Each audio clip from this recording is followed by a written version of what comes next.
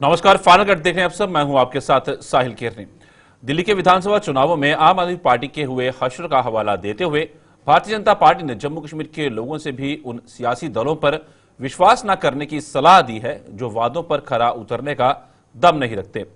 भाजपा का कहना है कि दिल्ली की जनता यह समझ चुकी थी कि आम आदमी पार्टी के लिए वादों को पूरा करना नामुमकिन है, लिहाजा उसने इस बार उस पर विश्वास नहीं किया।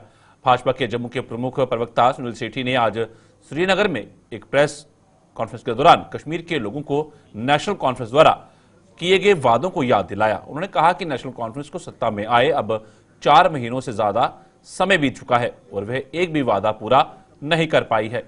कश्मीर के लोगों को इस वादा खिलाफी को संजीदगी से लेना होगा, क्योंकि अब आने वाले समय में स्थानीय निकायों के भी चुनाव हैं और इन्हें झूठे वादे करने वाले दलों पर किसी भी सूरत में विश्वास नहीं करना होगा। हमारा ये मानना है कि कश्मीर की सियासत को भी अब समझना पड़ेगा, कश्मीर की सियासी पार्टियों को भी समझना पड़ेगा, उनको सबक लेना पड़ेगा जो दिल्ली में हुआ है कि आप जब वादे करते हो तो उन्हीं वादों को करिए जो वादे आप पूरे कर सकते हैं। सिर्फ वोट लेने के लिए वादे करना जो है वो ठीक बात नहीं है। उसका नतीजा वही होता है जो आम आदमी पार्टी के साथ दिल्ली में हुआ। जम्मू कश्मीर में इलेक्शन हुए, मैनिफेस्टो जारी हुआ, भारतीय जनता पार्टी ने भी मैनिफेस्टो जारी किया और हमने रोड मैप दिया कि ये वादे हैं, हम इस तरह से इसको पूरा करेंगे। कश्मीर में उसके खिलाफ नेशनल कॉन्फ्रेंस ने भी एक मैनिफेस्टो जारी किया। मुफ्त बिजली भी थी, रेगुलराइजेशन भी थी, बाकी काम भी थे। आज नेशनल कॉन्फ्रेंस की गवर्नमेंट को बने हुए 4 महीने से ज्यादा हो गए। कोई एक बात बताइए, एक भी वादा जो है उन्होंने पूरा किया? कोई रोड मैप नहीं है, कोई कोशिश भी नहीं है। बात की मैनिफेस्टो में तो कहा कि हम मुफ्त बिजली भी दिलवाएंगे। आप बात करते हैं कि नहीं मीटरिंग होगी तो तभी बिजली मिलेगी। तो जब आपको पता था ये हालात ऐसे हैं तो फिर आपको वादे नहीं करने चाहिए थे। तो कश्मीर की जनता को भी मैं कहूंगा कि आप भी सजग रहिए। जो लोग आपके पास ऐसे वादे लेके आते हैं जिनको पूरा करने का उनके पास कोई रोड मैप नहीं है, उन वादों के ऊपर मत चलिए। आने वाले वक्त में यहाँ पे लोकल बॉडीज के इलेक्शन भी होने हैं, बाकी इलेक्शंस भी होने हैं। दिल्ली की जनता ने जो किया है झूठे वादे करने वालों के साथ, वही हम तवक्को करते हैं कि कश्मीर की जनता भी वही करेगी झूठे वादों करने वालों के साथ। और उकसाने वाली राजनीति जो है उसका खात्मा होगा ही कश्मीर में। कश्मीर में स्थायी शांति की स्थापना के लिए जो उकसाने वाले बयान देते हैं, जनता को इनको नकारना पड़ेगा। दूसरी ओर भारतीय जनता पार्टी ने खेलों का हवाला देते हुए जम्मू कश्मीर के खेल विभाग पर निशाना साधा है। भाजपा ने कई संगीन आरोप लगाते हुए सरकार को कटघरे में खड़ा किया है। भाजपा का आरोप है कि स्पोर्ट्स काउंसिल में ही 2 धड़े एक दूसरे पर कीचड़ उछालने से बाज नहीं आ रहे हैं, जिसका खामियाजा खेल प्रतिभाओं को भुगतना पड़ रहा है। जम्मू में आज एक प्रेस कॉन्फ्रेंस के दौरान भाजपा के प्रवक्ता गिरधारी लाल रैना ने ये आरोप लगाते हुए सरकार से इन पर जवाब मांगा। क्या कहना था उनका, आइए आपको बताते हैं। कि किसी यूटी या किसी स्टेट के कि जो स्पोर्ट्स में जम्मू कश्मीर के नाम को एक दचका लगा है, एक दबा लगा है नेशनल स्पोर्ट्स मीट में, नेशनल गेम्स जो उत्तराखंड में चल रही है। हमारे शेफ द मिशन जो हमारे मुखिया बनाकर भेजे गए थे उनको वहां से निकाला गया, ऐसा रिपोर्ट्स आई है। माना जाता है कि स्पोर्ट्स काउंसिल में ही 2 धड़े हैं जो एक दूसरे के ऊपर कीचड़ उछाल रहे हैं। हम मुख्यमंत्री और कंसर्न्ड मंत्री से सफाई चाहते हैं कि वास्तविकता क्या है और जानना चाहते हैं कि क्या हमारे बच्चे और बच्चियां जो बाहर खेल में अपना हुनर दिखाना चाहते हैं, जो अपनी मेहनत के बल पर आगे आए हैं, क्या वो सुरक्षित हैं। दूसरा इसी के साथ जो जुड़ा हुआ है वो स्पोर्ट्स एडमिनिस्ट्रेशन है। नॉन प्रोफेशनल्स को एडमिनिस्ट्रेटिव हेड्स बनाया गया है, जिनका जो स्पोर्ट्स में कोई उनका आइडिया ही नहीं कि किस प्रकार से करना। कोचेस को एक ही जगह पर कई सिलेक्टेड जगहों पर उनको होल्ड किया गया है। जहां टैलेंट है वहां कोचेस को नहीं भेजा जा रहा है। पैसा जो आया है उसकी खर्च किस प्रकार से किया जाता है, इसमें कोई ट्रांसपेरेंसी नहीं है। जम्मू में जो इंफ्रास्ट्रक्चर पर खर्च होना चाहिए क्यों नहीं हो रहा है। जो टूर्नामेंट्स में जो डिस्क्रिमिनेशन जम्मू और कश्मीर के बीच में हो रही है वो ऐसा क्यों हो रही है। इन सारे बातों पर हम कंसर्न्ड मंत्री और मुख्यमंत्री से प्रश्न उत्तर चाहते हैं, उनका स्टेटमेंट चाहते हैं कि वो एक्सप्लेनेशन दे कि वास्तविकता क्या है। राजौरी में आज प्रधानमंत्री नेशनल अप्रेंटिसशिप मेले का आयोजन किया गया, जिसका जिले के आईटीआई में ट्रेनिंग ले रहे युवाओं को बेहद लाभ हुआ। इस मेले में आईटीआई राजौरी में विभिन्न ट्रेड्स में ट्रेनिंग ले रहे युवाओं का उद्यमियों और इंडस्ट्रीज डिपार्टमेंट के प्रतिनिधियों से संवाद करवाया गया, ताकि आने वाले समय में उनके लिए रोजगार के अवसर खुल सके। इस मेले का उद्घाटन राजौरी के विधायक इफ्तिकार अहमद ने किया और बताया कि आईटीआई के युवाओं को रोजगार मुहैया करवाने में यह मेला बेहद कारगर साबित होगा। ये एक प्लेटफॉर्म है जहां हम सेल्फ एम्प्लॉयमेंट क्रिएट कर सकते हैं। मैं मुबारकबाद दूंगा इनको कि एक बहुत अच्छा इनिशिएटिव है, और मैं आपके माध्यम से राजौरी के नौजवान युवाओं से ये अपील करना चाहता हूं कि आप इस स्कीम का बेनिफिट लीजिए। आज जितने भी ये 20 ट्रेड हैं, जो भी इंडस्ट्रीज़ वालों को किसी तरीके के कारीगरों की ज़रूरत है, स्किल्ड ट्रेनीज़ की ज़रूरत है, जो स्किल्ड ट्रेनर जो डिफरेंट ट्रेड में अच्छे टेक्नीशियन की ज़रूरत है, वो ये ट्रेनिंग यहाँ ऑर्गेनाइज करेंगे और उस बच्चे को 6,000 रुपया ट्रेनिंग के दौरान भी मिलेगा और बाद में वो उस फैक्ट्री में इंडस्ट्रीज़ में जाके काम भी कर सकता है और अपना नया इंडस्ट्रियल यूनिट भी खड़ा कर सकता है।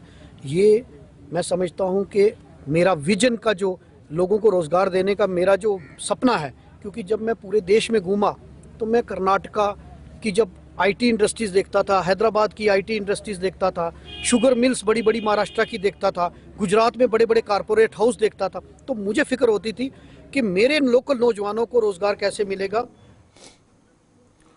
Industrial institute of technology Jammu में जल्द ही 3 प्रमुख कार्यक्रमों का आयोजन किया जा रहा है, जिनमें उद्यमिता पर चर्चा करने के साथ साथ एक विज्ञान प्रदर्शनी भी लगाई जाएगी। इन कार्यक्रमों की शुरुआत 15 फरवरी को होने जा रही है, जो 17 फरवरी को संपन्न होंगे।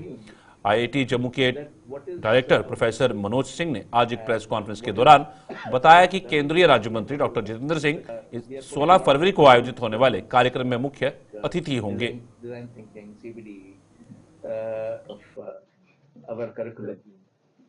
Outreach programs for IIT Jammu labs, establishments and facilities to schools. How to excite the young school students to come to IIT's IT system and look at it, that what is the experiential learning we are developing.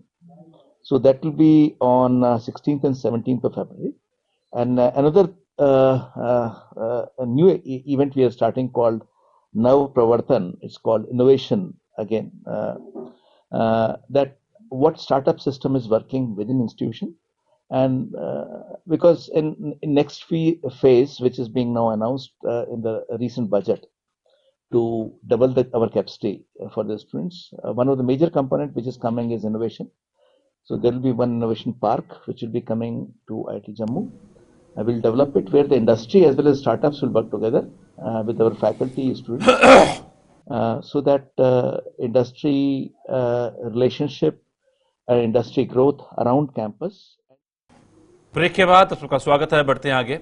Bharatiya Janata party का जम्मू संभाग में जनाधार बढ़ता जा रहा है। इसी कड़ी में जम्मू में भाजपा कार्यालय में आयोजित एक कार्यक्रम के दौरान जम्मू के साथ साथ उधमपुर के कई युवाओं ने भाजपा का दामन थामा, जिनका पार्टी के प्रदेश अध्यक्ष व अन्य नेताओं ने जोरदार स्वागत किया।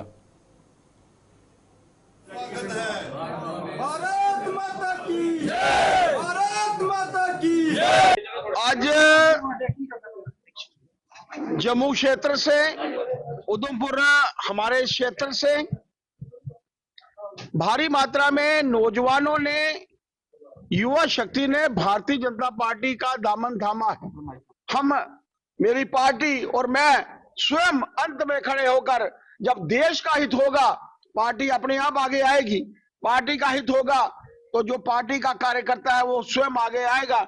मेरा एक ऐसा मानना है। मैं पुनः इस पूरी टीम को साधुवाद देना चाहता हूं कि मुझे डॉक्टर डीके मनियाल जी के साथ, सुरेश जी के साथ और प्रदीप जी और पार्टी के सभी प्रमुख कार्यकर्ताओं के साथ मिलकर इस कार्यक्रम में सम्मिलित होने का मौका मिला है। इन्हीं शब्दों के साथ नई टीम को साधुवाद। जय भारत, जय हिंद। माता की जय। भारत माता।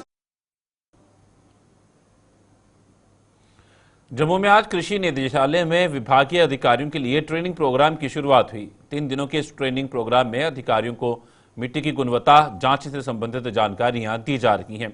इसका उद्घाटन कृषि विभाग जम्मू के निदेशक डॉक्टर अरविंदर सिंह रीन ने किया। उन्होंने बताया कि अधिकारियों को ट्रेनिंग देने के लिए सॉयल सर्वे ऑफ इंडिया की टीम विशेष तौर पर जम्मू पहुंची है।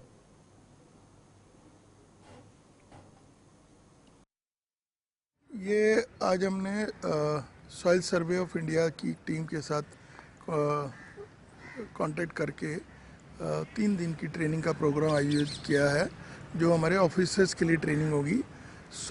जियो स्पेशल टेक्निक्स के ऊपर होगी कि सॉइल सर्वे के मैपिंग किस तरीके से की जाए अपने जम्मू डिवीज़न में, क्योंकि सॉइल सर्वे का जैसे आपको पता है काफ़ी बड़ा ये महत्वपूर्ण रोल होता है अपनी जो उसकी डेप्थ को समझ के उसमें डिफरेंट क्रॉप्स रिकमेंड करके लगाने के लिए।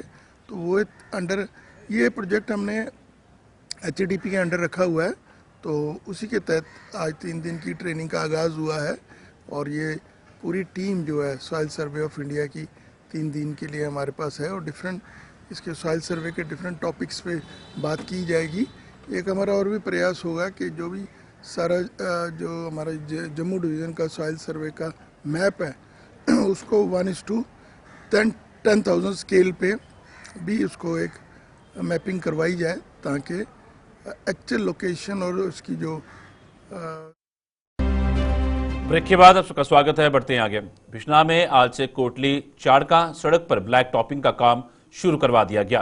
बिश्नाह के विधायक डॉक्टर राजीव भगत ने इस परियोजना की नींव रखी, जिस पर 21 लाख रुपए खर्च किए जा रहे हैं।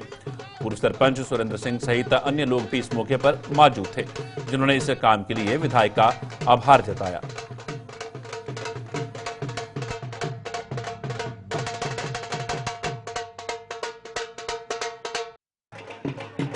आज हम पंचायत नौग्राम में कोटली चाड़का अनबर्ड, जहाँ अप्रॉक्सीमेटली 21 लाख की लागत से जो ब्लैक टॉपिंग का जहाँ से काम शुरू कराया गया है, ये काफ़ी पुरानी डिमांड थी लोगों की।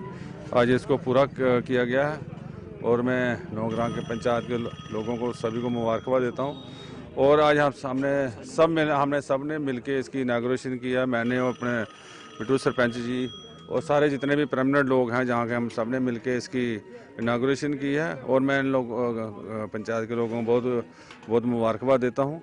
और साथ में ये भी कहना चाहूँगा कि मैक्सिमम जो काम पूरे हो चुके हैं, जो रह गए हैं वो अपने हम सरपंच के साहब के थ्रू मेरे पास आ जाएं और जो पेंडिंग काम है वो उनको भी बहुत जल्द जो पूरा कर दिया जाएगा। डॉक्टर राजीव भगत जिंदाबाद। जम्मू के मड ब्लॉक की शामाचक पंचायत में महामारी फैलने का खतरा बना हुआ है। नाले की साफ सफाई न होने से दुकानदारों के साथ साथ इस पंचायत में रहने वाले अन्य लोग भी परेशान हैं और उनकी कोई सुनवाई नहीं हो पा रही है। लोगों के मुताबिक सफाई कर्मचारी भी यहाँ कभी कभार ही नजर आते हैं और अब आने वाले दिनों में गर्मियों का मौसम शुरू होते ही वो बीमारियों का शिकार हो सकते हैं। इस पंचायत में डस्टबिन भी नहीं लगाए गए हैं, जिससे इस नाले की हालत बद से बदतर होती जा रही है। सर गंदगी बहुत है, यहाँ पर देखो कितनी गंदगी पड़ी है। हाँ, जहाँ इससे गंदगी से बीमारियां बढ़ रही हैं। अभी आने वाले दिनों गर्मी में और बढ़ेगी, बीमारियां बढ़ेंगी। यहाँ पर जहाँ पर साफ सफाई होनी चाहिए, जहाँ पर डस्टबिन कोई नहीं है, सफाई वाला भी आता है दूसरे तीसरे दिन आता है, सफाई भी ठीक ढंग से करता है। थोड़ा खतरा है सर, जैसे जैसे गर्मी बढ़ेगी जिससे गंद से वो बीमारी बढ़ेंगी। बच्चों पर असर पड़ेगा, इससे जो बीमार हैं लोग और बीमार होंगे इससे। सर देखो ये गंदगी कितनी है हमारे सामयक में, कोई देखने वाला नहीं है। पंचायत सामयक कुछ नहीं कर रही, सारे विधायक सुरेंद्र जी वो भी नहीं इधर देख रहे कुछ भी। देखो ये गंद नाले में क्या हालत है। सामयक में जो बीमार है और बीमार हो रहे हैं, इसी की वजह से, गंदगी की वजह से बहुत ज्यादा लोग हमारे गांव के बीमार हो गए हैं। मच्छर पैदा हो रहा है, इधर ज्यादा मच्छर की प्रॉब्लम है, इससे डेंगू का खतरा भी है। अभी आगे देखो क्या कर रही है सरकार, कुछ नहीं करती। इधर सफाई का तो कोई ध्यान ही नहीं है। जल्दी जल्दी सफाई हो और क्या कहना है। गुलस्तान में खबरों का सिलसिला यूं चलता रहेगा। फिलहाल फाइनल कट में इतना ही। दीजिए इजाजत, नमस्कार।